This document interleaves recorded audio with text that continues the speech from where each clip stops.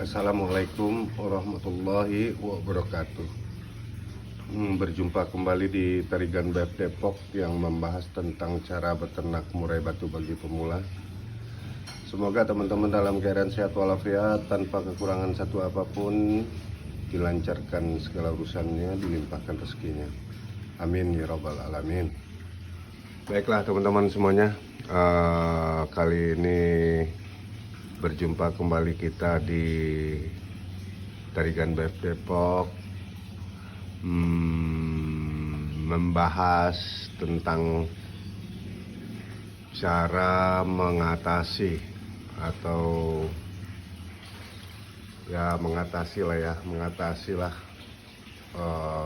indukan buang anak. Jadi ada 3 poin ya teman-teman yang kita perhatikan dalam beternak murai batu ini. Apabila indukan yang biasanya tidak pernah buang anak, ternyata kali ini kita mengalaminya ya teman-teman ya. Ini umur kurang lebih sekitar 2 atau 3 hari ya teman-teman. Jadi setelah kita teliti dan kita amati, mereka ini buang anak. Mestinya anaknya ini 3 ya teman-teman, tapi yang satunya udah dibunuh ya. Nah ini ada 2 ya teman-teman ya, kenakannya. Ini ada 2.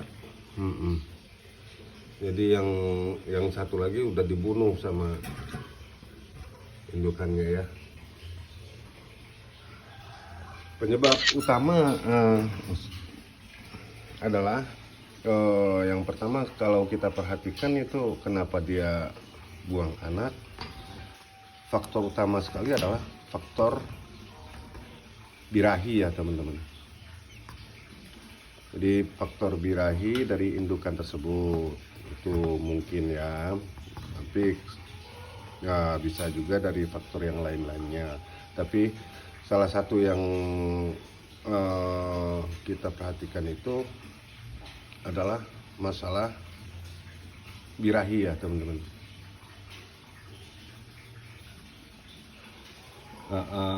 Birahi itu didapat nanti ya, kita bahas poinnya. Nah terus yang kedua faktornya, yang pertama tadi birahi, terus yang kedua faktor dari kenyamanan murai batu tersebut, terutama indukannya ya, yang perempuannya atau yang betinanya. Jadi penyebabnya yang pertama birahi, terus yang kedua kenyamanan dari indukan betinanya, yang ketiga adalah masalah kesehatan anaknya. Jadi setelah kita perhatikan juga, kalau anaknya nggak mau makan, indukannya marah. Indukannya marah, mereka patok-patok. Nah kalau nggak mau juga makan dan anaknya udah lemes, dia buang ke bawah. Itu penyebab yang kita perhatikan ya teman-teman. Jadi 3 poin itu pemicu lah, dalam arti kata indukan itu membuang anaknya. Ini khusus yang betina ya teman-teman, karena kebetulan kita memisahkan ya antara jantan dan betinanya. Jadi indukannya itu yang buang anaknya, jadi udah ketahuan. Cuman kalau misalkan teman-teman tidak memisahkan, kebetulan kita tadi sebelumnya kita udah pisah karena harus pejantannya harus nikah lagi dengan kawin lagi dengan bini mudanya, jadi kita pisahin ya gitu teman-teman. Jadi udah pasti di tempat kita ini kejadian buang anak ini penyebab utamanya ya itu yang betina ya, bukan yang jantan. Nah kalau misalkan teman-teman jantannya tidak dipisah atau tidak hanya satu pasang, kalau kita kan poligami ya, jadi mesti pindah-pindah gitu ya teman-teman. Kalau misalkan teman-teman hanya sepasang, penyebabnya harus dipelajari dulu yang buang anak itu yang jantan atau betinanya. Itu kalau yang jantan yang buang anak ya otomatis jantannya yang kita pisah pada saat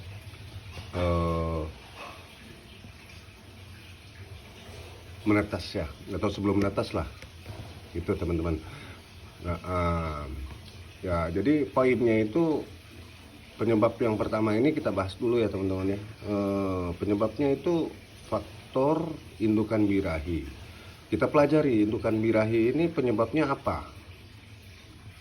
Biasanya indukan birahi faktor dari pakan. Jadi yang harus kita perhatikan pakannya. Nah, pakannya ini pada saat ada sebagian dari indukan itu kita kasih pakan yang seperti biasa, dia tidak buang anak. Ada. Tapi ada juga indukan yang tidak biasa kita kasih seperti itu, dia akan buang anak.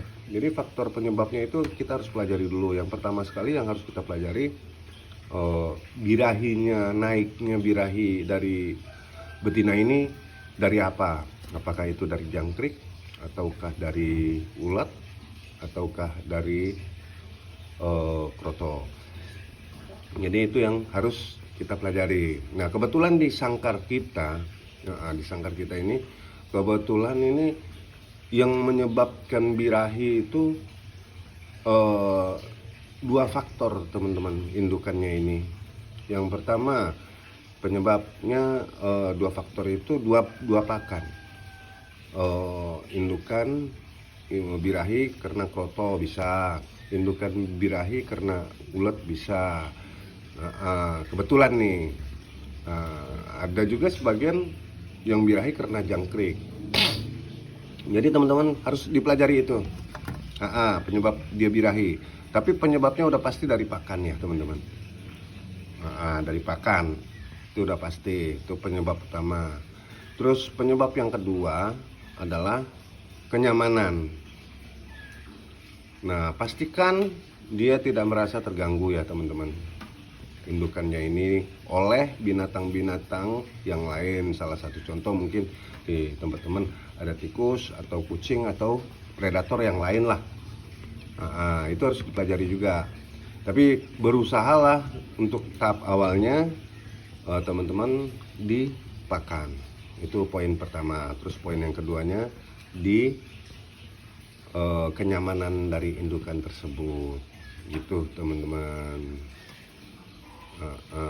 Kenyamanan itu nomor satu, nomor dua lah ya. Tapi yang harus dipelajari itu, yang harus diperhatikan itu dari faktor pakan tadi, penyebab bisa meningkatnya birahi. Itu teman-teman. Itulah poin-poinnya yang ini. Terus penyebab yang ketiga yang tadi adalah penyebabnya anakan memang sakit ya teman-teman. Memang sakit atau memang kurang bagus kesehatannya, dia akan buang itu. Pasti dibuang sama indukannya. Nah itu kita nggak usah pelajari. Nah cuman yang akan kita pelajari gimana nutrisi sebelum dia bertelur, apakah kurang nutrisinya menyebabkan bibit dari anakan kita ini kurang bagus. Nah biasanya anakan kurang sehat ini dari faktor kebersihan kandang. Itu biasanya ya teman-teman ya, di tempat kita seperti itu, kebersihan kandangnya agak kurang mungkin. Nah bisa juga dari faktor nutrisi yang tidak tercukupi. Tapi pada umumnya yang kita alami itu karena kebersihan kandang. Jadi kandangnya harus, setelah kita panen anakan ini, kandangnya harus kita bersihkan. Dan dengan apa kita membersihkannya? Semprot aja, cukup dengan air sabun ya teman-teman. Tapi kalau misalkan teman-teman bisa dengan punya yang lain, yang pembunuh kuman yang lain ya lebih bagus. Nah, usahakan sabun yang kita pakai itu yang natural. Yang natural, yang nggak berbau banget lah.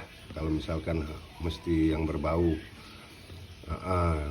ya begitu teman-teman. Cukup sekian dulu dari kami Tarigan Depok. Semoga berbagi pengalaman ini bermanfaat buat teman-teman semuanya, bermanfaat juga buat kami pribadi, dan salam sukses selalu, sehat selalu, jangan lupa protokol kesehatan, dan jaya selalu. Oke teman-teman, sampai di sini dulu, sampai berjumpa di channel-channel berikutnya. Assalamualaikum warahmatullahi wabarakatuh.